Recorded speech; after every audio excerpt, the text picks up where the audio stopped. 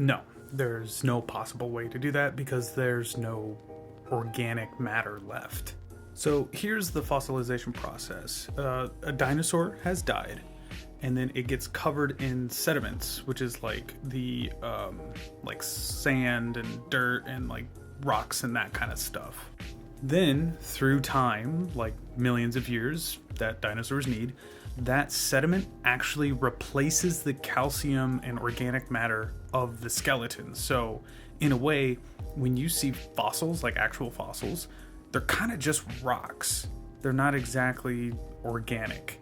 And then throughout time, those rock layers will show up because each one of these layers is a different year, I guess, like millions of years. So this could be like 66 million years, and then like 30 million years, and then 20 million years, and so on and so forth. And then as the rock gets older and it becomes weathered and eroded, then we will see a little tiny part, like maybe a toe, or maybe part of the vertebrae or the ribs, or maybe a little bit of the skull.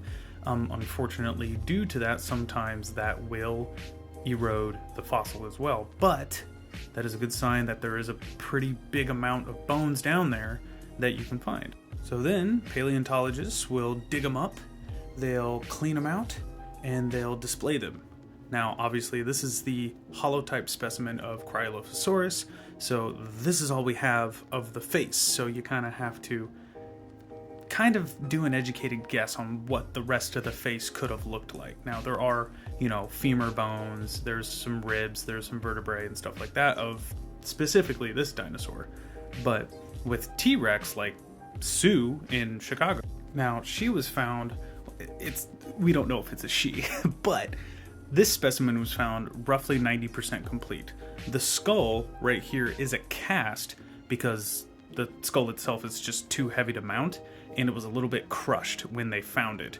But being able to scan that and put it into a computer, you can rebuild the skull. But in like 50 plus years, the technology isn't the problem. The problem is that the fossils are just too old.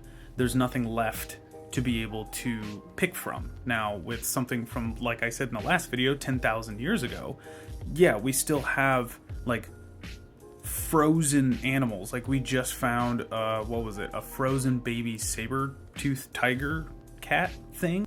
This little guy. They found the body.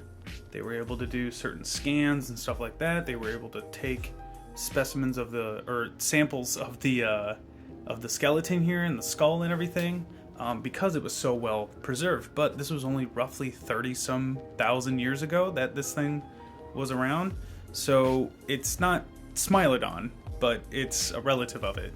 And this is just a kitten. So you can see like the fur and everything like that. Now, fur, you can get scraps of DNA, but for the most part, this isn't really a big thing that people are going to try and make. But long story short, the stuff is just too old. There's just nothing left. So there's no possible future where you could make this thing turn into this guy. I painted this. I drew this. But yeah, it's not the technology. It's just the animals. They're too old. There's no more organic matter left. And even if you did get any organic matter, it's microscopic and kind of useless. So, unfortunately, no. It just doesn't matter. They're too old.